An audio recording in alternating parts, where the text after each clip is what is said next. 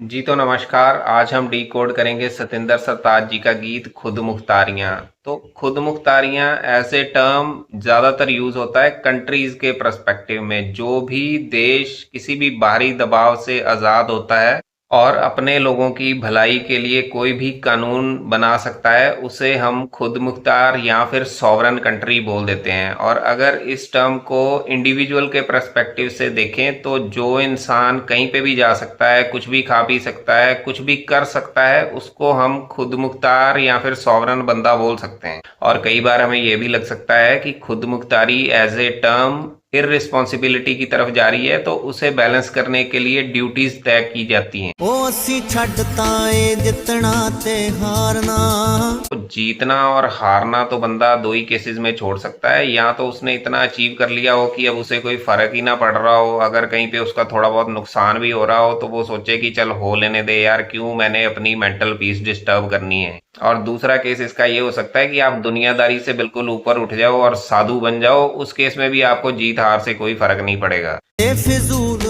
सोचना विचारना, अब जीतना हारना छोड़ने के लिए तो आपको देखो टाइम लगेगा, लेकिन आप फिजूल में अगर सोचना विचारना भी बंद कर देते हो तो उससे भी आपकी मेंटल वेलबींग को बहुत अच्छी हेल्प मिलेगी। अब इस चीज की हम एग्जांपल ले सकते हैं। एक बॉडी बिल्डर है यतिंदर सिंह करके, उसकी पीछे एक वीडियो आई है यूट्यूब पे। वो उसमें बहुत ही डिप्रेस्ड लग रहा है और वो है भी डिप्रेस्ड, उसने खुद ही बताया है। उसने बताया कि मैं जब एक्टिव बॉडी बिल्डिंग में था, मैं एक कंपटीशन जीतता था और उसके बाद मैं अगले कंपटीशन का टारगेट अपने दिमाग में बना लेता था और उसकी तैयारी में बिल्कुल जुट जाता था। और उसके दिमाग को बिल्कुल भी फिजूल की सोच विचार करने के लिए कोई टाइम नहीं मिलता था। एक कंपटीशन खत्म हुआ और दूसरे की तैयारी शुरू कर दी। फिर पीछे उसने ले लिया है एक्टिव बॉडी बिल्डिंग से संन्यास। अब उसके पास टाइम ही टाइम हो गया, तो अब उसके दिमाग में फिजूल में सोचना विचारना शुरू कर दिया। उसके दिमाग में उल्टे सीधे ख्याल आने लग गए कि मेरा जिम कैसे चलेगा और मेरा यूट्यूब चैनल कैसे चलेगा, मैं क्या करूंगा क्या नहीं करूंगा। और इसी चक्कर में वो डिप्रेशन में जाता गया और आज उसने ये चीज का खुलासा किया है।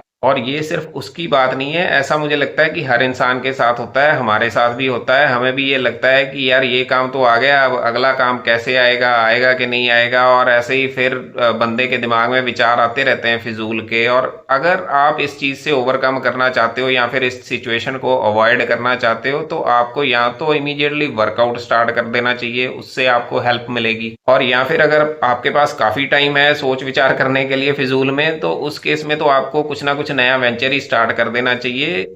उससे फिर आपको डिप्रेशन से ओवरकम करने में या फिर डिप्रेशन को अवॉइड करने में काफी हेल्प मिलेगी। मुड़ ने खुद मुख्तारियां,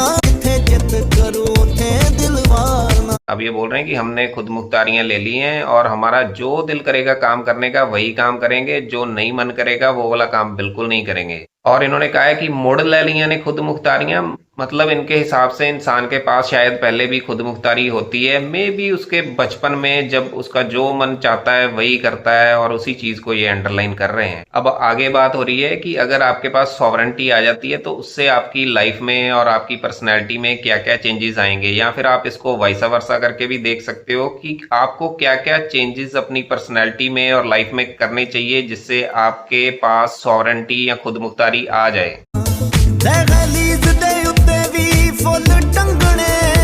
अब देखो, दहलीज जो है वो घर का जो मेन डोर होता था पहले, उसके नीचे एक लकड़ी का मेंबर डालते थे, उसको घर की दहलीज बोल देते थे। और दहलीज से इनकी मुराद है कि आपका जो फर्स्ट इंप्रेशन है वो फूलों की तरह खुशगवार होना चाहिए। अगर आप किसी से मिलने जाते हो तो आपके फेस के ऊपर ताजगी होनी चाहिए, मुस्कुराहट होनी चाहिए। अगर आप मुरझाया हुआ फेस लेके और थका हुआ फेस लेके आप किसी से मिलने जा रहे हो तो वो गुड इंप्रेशन में नहीं आएगा।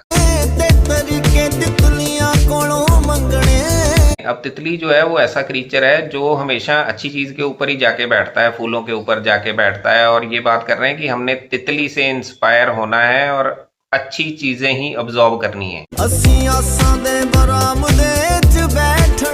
मतलब हमने हमेशा होपफुली रहना है, कभी भी होपलेस नहीं होना है। अब देखो, अगर आप किसी काम को होपलेस होके करोगे तो आप कभी भी उसको पूरे मन से नहीं कर सकते हो, और अगर आप किसी मुश्किल काम को भी होपफुल होके करोगे तो फिर आप उसके लिए करोगे मेहनत, और मेहनत से जब आप उस काम को थोड़ा सा करोगे तो फिर आपको आएगी कन्विक्शन कि हाँ, मैं ये काम को कर लूंगा। और फिर जब वो पूरे होने के थोड़ा नजदीक लगेगा तो फिर आपको आएगा कॉन्फिडेंस कि ये काम तो अब मैं करके ही छोड़ूंगा।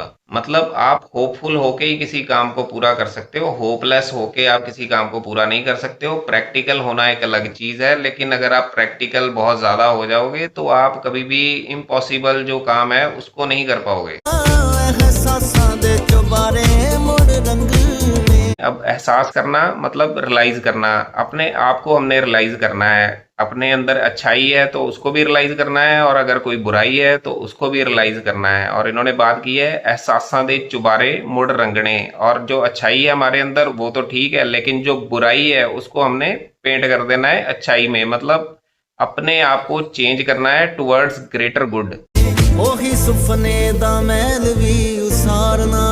जो सॉवरन बंदा होता है वो हमेशा एक आइडियल दुनिया का सपना देखता है। वो देखता है कि हाँ, ऐसी दुनिया होनी चाहिए जहाँ पे सबको जस्टिस मिल रहा हो, और सबको भरपेट खाना तो मिल ही रहा हो कम से कम, और सब अच्छे से रह सकें, एक दूसरे के साथ सरवाइव कर सकें। और ऐसे सपनों के महल की अगर आपको एग्जांपल देखनी है तो दुनिया में ऐसे भी लोग हैं जो ये सोचते हैं कि दुनिया में बॉर्डर्स ही नहीं होने चाहिए, और किसी देश की आर्मी नहीं होनी चाहिए, किसी के पास हथियार नहीं होने चाहिए। उनकी सोच ये है कि अगर ये सब नहीं होगा तो सारी दुनिया की सरकारें जो हैं वो अपने लोगों के ऊपर अच्छे से खर्च कर पाएंगी, और उनका जीवन स्तर बेहतर होगा, वो अच्छे से रह पाएंगे इस दुनिया में। और फिलहाल तो ये उनके सपनों का महल ही है, लेकिन आई थिंक वो इसके बनने की होप जरूर करते होंगे कभी ना कभी।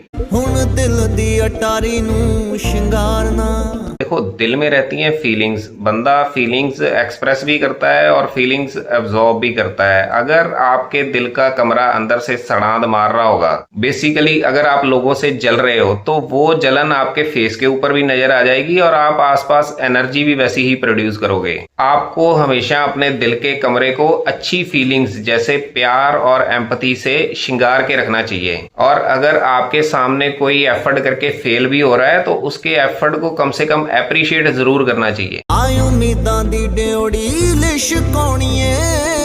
अब ड्योढ़ी होती है जब आप किसी भी हिस्टोरिक बिल्डिंग को देखो तो बिल्डिंग में एंटर करने से पहले एक कवर्ड गेट बना होता है, उसको ड्योढ़ी बोल देते हैं। और ड्योढ़ी का काम क्या होता है, जैसे एक तस्वीर को हम फोटो फ्रेम में लगाते हैं तो उसकी खूबसूरती बहुत ज्यादा बढ़ जाती है, ऐसे ही जब हम मेन बिल्डिंग को ड्योढ़ी के थ्रू देखते हैं तो वो एक फ्रेम की तरह एक्ट करता है और बिल्डिंग का बेस्ट व्यू प्रेजेंट करता है। और ये वही बात कर रहे हैं कि हमने अपने सपनों के महल के आगे उम्मीदों से जगमगाती हुई ड्योढ़ी बना देनी है, ताकि आप जब सपनों के महल को उसके थ्रू देखो तो वो बहुत ही खूबसूरत लगे। अब देखो, ख्वाहिशें तो हर बंदे की होती ही हैं और होनी भी चाहिए, क्योंकि जब इंसान मेहनत कर करके थक जाता है, अगर वो अपनी कोई ख्वाहिश पूरी कर ले तो उससे उसका दिमाग तरोताजा हो जाता है। और इनका कहना है कि हमने अपनी ख्वाहिशों का कमरा जो है उसको भी संवार के रखना है। और इस वीडियो को हम यहीं पे खत्म करते हैं। इसके जो अगले शेयर हैं वो हम नेक्स्ट वीडियो में डिकोड करने की कोशिश करेंगे। आपको वीडियो कैसी लगी आप बताएं, आप लाइक करें, शेयर करें, सब्सक्राइब करें, कमेंट करें, और थैंक यू सो मच।